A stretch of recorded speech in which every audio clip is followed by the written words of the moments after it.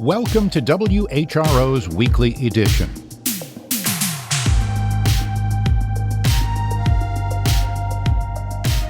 I'm Doug Boynton. In this week's program, the long-standing dispute might finally see a resolution. WHRO's Nick McNamara brings us the story on how James City County has laid out its plan to separate from the Williamsburg-James City County Joint School Division. Next, a contentious issue affecting veterans. State colleges have slashed tuition benefits, a move that has hit families of troops who were severely injured or killed in action. Everybody that's told us this is completely extraordinary and they've never seen anything take place like this in the General Assembly as long as they've been alive. Steve Walsh from WHRO has the latest developments. But first, this news update from NPR.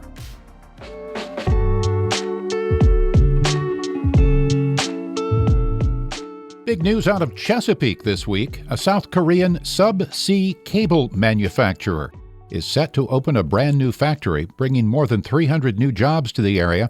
And get this, they're not just adding jobs, they're planning to construct the tallest building in the Commonwealth. Details from WHRO's Ryan Murphy. LS Greenlink will spend $680 million to build an advanced manufacturing plant to make undersea electrical cables. Governor Glenn Youngkin says the project will provide critical components for projects worldwide, akin to Dominion Energy's offshore wind farm. That means Virginia is at the epicenter of supply chains in a rapidly growing sector. LS Greenlink recently received a $99 million federal tax credit for the project to satisfy the growing demand from the clean energy industry. Ryan Murphy, WHRO News. James City County supervisors now have a blueprint for decoupling the nearly 70-year-old Williamsburg-James City County Joint School Division. For more on that, here's WHRO's Nick McNamara.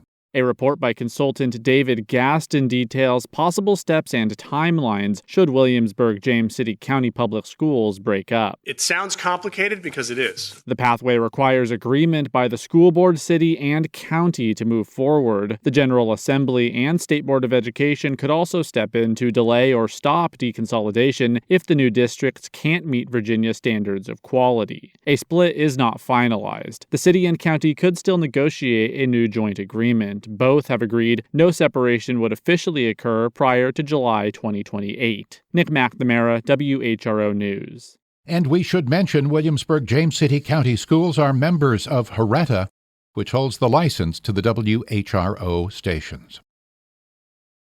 North Carolina lawmakers recently wrapped up their legislative session, but they left some business unfinished. No final action was taken to regulate CBD and hemp products, and medical marijuana remains illegal.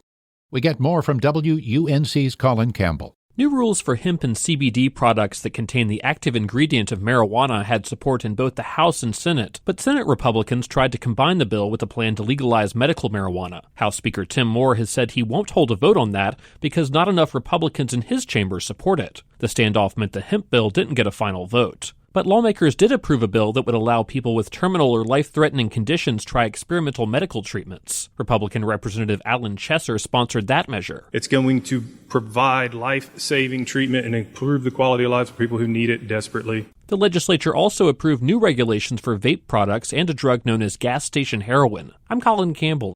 Oysters in the Bay are dying, and no one knows why. The Virginia Institute of Marine Science is doing some detective work. More on that from WHRO's Catherine Hafner. Bruce Vogt runs Big Island Aquaculture in Gloucester. He says mortality rates of his oysters have more than doubled over the past decade. You pull the bag up and you got, over 50% dead ones in it. And so it was real discouraging. And we say, what's going on? Oyster farmers like Vogt from here to the Gulf of Mexico have seen mass die-offs in recent years, and no one knows why. Bill Walton with VIMS says they're ramping up efforts to diagnose what they call sudden unusual mortality syndrome before it's too late. It's really critical that we start saying these are the causes and these are some of the things that you as a grower can do to mitigate those losses. Walton says it's likely a combination of stressors, including warming waters. Catherine Hafner, WHRO News. That on-again, off-again pier to deliver aid to Gaza, built by local soldiers, is apparently on again, as we hear from WHRO's military reporter, Steve Walsh. The Pentagon announced that the pier will again begin delivering aid sometime this week. The operation hasn't been running since late June after bad weather took it offline. The 7th Transportation Brigade Expeditionary from Fort Story has been at the center of the operation. They left Virginia in March. The Pentagon will not say when the mission is expected to wrap up. Weather in the eastern Mediterranean traditionally grows worse by late summer. The U.S. predicted the mission would deliver up to 150 truckloads a day of relief to the starving population of Gaza. Instead, the pier has been shut down 4 times since it began May 27th, largely due to weather. The Pentagon says 8,800 metric tons of aid has been transferred across the pier since the mission began. Steve Walsh, WHRO News.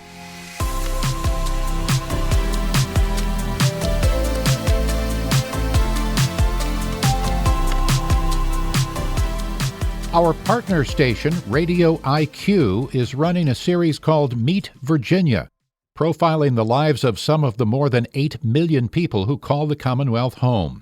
This month, Christine Cuter introduces us to someone whose modern-day work provides a glimpse into what Virginia was like 250 years ago. Madeline Bolton's fingerprints are all over colonial Williamsburg. Her footprints, too. That's because 26-year-old Bolton, 3 years into a 6-year brickmaking and masonry trades apprenticeship, has a hand in making some of the tens of thousands of clay bricks used to restore, repair, and build structures on the 300-acre historic site. The amount of clay is the pressure, stuff like that. And so I really enjoy molding. I like to try to get it exactly right, try and slot in there perfectly. I think that's kind of fun to do. Like if they want to see how I do it, I have to mentally think I need to go slower because my want is just to go really fast because it's kind of fun to be like, oh yeah, slap it in there, switch down, and so I'm like, okay, slower, don't go so fast. Which is also what I think about when I'm talking. It's like, slower, don't talk so fast. But if she does go fast, Bolton can fashion about 180 bricks an hour, patty caking a 10-pound wad of wet clay into a ball before rolling it in fine sand and slapping it into a wooden form. From there, the still soft shapes are emptied onto a flat sand patch, covered in canvas, and left to sun-dry. Come fall, Bolton will help build and stoke a massive brick kiln, and over 4 or 5 days and nights, fire the summer lot of bricks at 2,000 degrees Fahrenheit to a purpley brown crisp. It's satisfying, hot, monotonous work, making the occasional foot and handprints like a secret collective brickmaker's prank. Look closely at original buildings in Williamsburg, and you can see Bolton's 17th and 18th century counterparts, some free, but many enslaved. For us, like I said, working an 8-hour day, like we can leave when the day's done, we go home, and when we think about people that came before, the enslaved labor making all these bricks historically, they're making them because the next day's gonna be no different. Talk about like how much labor and suffering came from this, because of course today all of us in the brickyard were working for a wage, and they wouldn't have been. The bricklayer historically could maybe work their way up to kind of a merchant level class, but the brick maker, they're working until they can't anymore, and people on that site, the enslaved labor making all those bricks, that's all they might know. Bolton's original plan to be an epidemiologist was scrapped when COVID struck her senior year at James Madison University. I'd always been somewhat obsessed with that, even as like a middle schooler, which is kind of creepy in retrospect. But I was so into it, and I was so excited about like learning about disease pathways and about disease response and about how we tackle these global issues, and then seeing it falter and seeing exactly how fraught it became, and made me less and less enthused to like run into that brick wall that it was becoming. And so I was thinking about other ways that I could make myself helpful. After graduating and casting about for some months, she landed the gig in Williamsburg in 2021. She's one of about 30 apprentices there. It's probably not something young Madeline ever thought she would be doing, but I definitely enjoy it now. And I'm very much a details person. That's like to a fault. So it works out, as I've always liked, just like figuring stuff out in some degree. And so this offers a multitude of ways to do that. Case in point is the brickmaker's forthcoming pug mill, a room-sized clay mixer that has a vertical shaft that, when the wheelwright finishes it, will connect to a horse whose circles will stir it. The pug mill also means Bolton won't have to spend as much time in the pit, cutting clay with bare feet, as the 17th and 18th century brickmakers did before her. Plus, the horse. We've already named the horse. We're very excited. What's the horse's name? Buckwheat. It's a Brickyard classic right there. Reporting from Williamsburg, I'm Christine Cuter.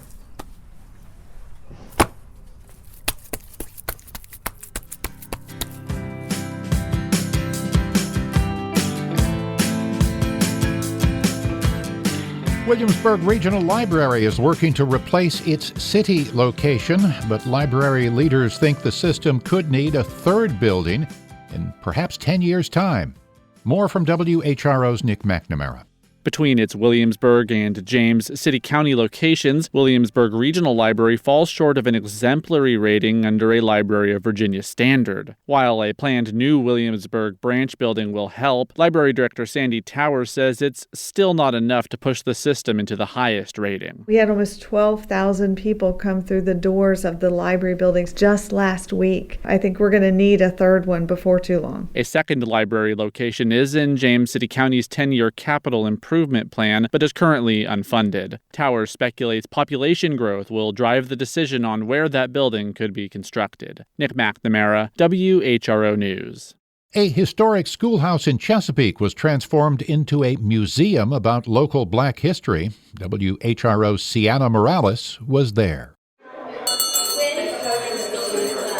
The Cornland School, a one-room schoolhouse founded by freed African Americans during Reconstruction, served students in Chesapeake through the 1950s. The old building was falling into disrepair when Wanza Sneed approached City Council member Ella P. Ward about preserving it in 2010. 14 years later, it's now a museum. This is the cornerstone of what's going to be a historical district in the city of Chesapeake and for years to come, so that people know what it was like for people of color, for African Americans to go to school in 1903. That's Councilmember Ward at the ribbon cutting last week. City officials, residents, and alumni of the school also attended the event. Sienna Morales, WHRO News. Norfolk is getting $10 million from a nonprofit to build a park in the redeveloped Tidewater Gardens to prevent flooding. More on that, here again, WHRO's Ryan Murphy. Norfolk will match the grant from the National Fish and Wildlife Foundation with $15 million to build what is known as the Blue Greenway. The project is part of the redevelopment of Tidewater Gardens. Public housing there was built over a creek bed and was plagued by recurrent flooding. The Blue Greenway is meant to serve as a park and green space that can also absorb excess water and keep the new neighborhood from flooding like the old one. The Stormwater Park will run along the new neighborhood's east side along Tidewater Drive near Ruffner Middle School. Ryan Murphy, WHRO News. More windmills. Dominion Energy says it's going to buy another offshore wind lease, this one off the Outer Banks. Not everyone in Virginia is happy. Here's a report from Katherine Hafner. Dominion says it will pay Avangrid $160 million for the site called Kitty Hawk North. It's about 40,000 acres, located 25 miles south of where Dominion's already building its Virginia offshore wind farm. The purchase only covers about a third of Avangrid's total lease area off the Outer Banks. The company will keep the rest and still pursue its own wind farm there. Avangrid has struggled to get approval from the city of Virginia Beach to run cables from the Kitty Hawk site through the Sandbridge neighborhood due to pushback from residents. Dominion says it's aware of those community concerns and will continue to work through them. Katherine Hafner, WHRO News. What to do with an airport that's all dressed up for passengers that hardly ever show up? One regional air study recommends Newport News Williamsburg International Airport shift from commercial air service to focus on more non-traditional sectors. WHRO's Nick McNamara has that story.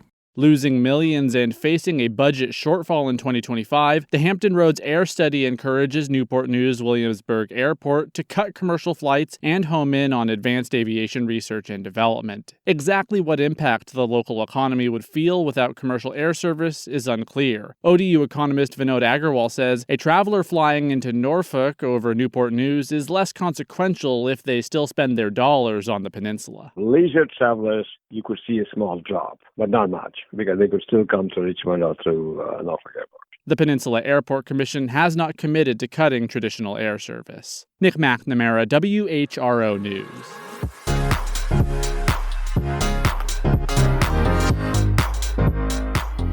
This is WHRO's Weekly Edition. Remember, for any stories you've missed, you can visit us on the WHRO smartphone app or all social media platforms. Veterans groups have been challenging cuts to a state college tuition program for families of troops killed in action or seriously wounded. Advocates worry that policymakers around the country may not be ready to handle the influx of post-9/11 vets.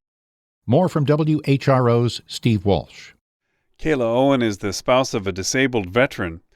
She was planning to go to graduate school under a Virginia program that pays college tuition for families of troops who died on active duty or were at least 90% disabled.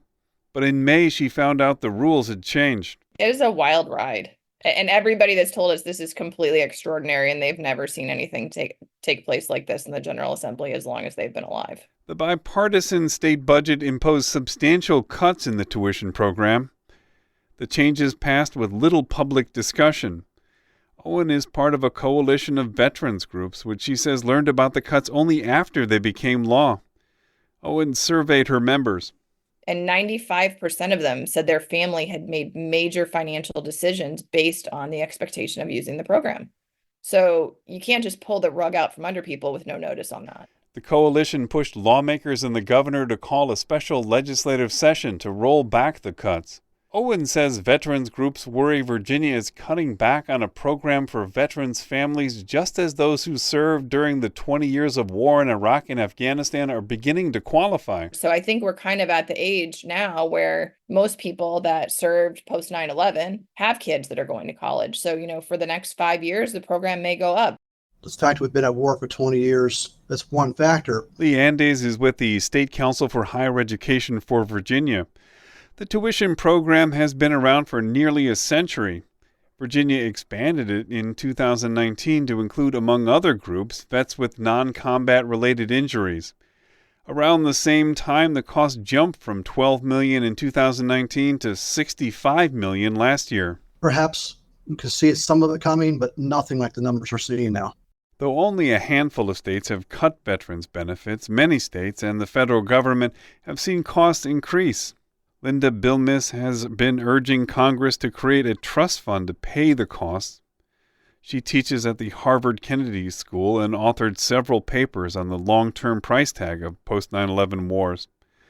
She says benefits for World War II veterans didn't peak until the 1980s. The benefits always peak many, many decades later as veterans become older and sicker. Post-9/11 veterans often serve multiple tours. Their benefits are better than earlier wars, in part because only roughly 1% of people serve in the military. The lack of shared sacrifice often left post-9/11 vets behind their peers who didn't serve, she says. And they come back and see that everyone in the community has been able to buy a house and go to college and whatever, and they didn't get anything. They tend to sort of rely on the VA benefits. The Virginia legislature's reversal comes as the state, like many others, is working to attract veterans. Governor Glenn Youngkin campaigned to make Virginia more friendly to veterans. Several other states also offer tuition programs, and 26 exempt military retirement income from state income tax. Veterans come out with military service with a lot of experience, with a lot of ability to contribute to the local communities. Jose Ramos is the national vice president for the Wounded Warrior Project. They're one of the national groups that weighed into the debate over downsizing the Virginia Military Survivors and Dependents Education Program. Virginia has tried to position itself as the most veteran-friendly state to entice veterans to move to Virginia, and this frankly flew in the face of that effort. Veteran groups don't think they're out of the woods yet. As the program's costs are expected to continue rising, the governor has formed a task force to look at changes in time for the next state budget. Steve Walsh, WHRO News.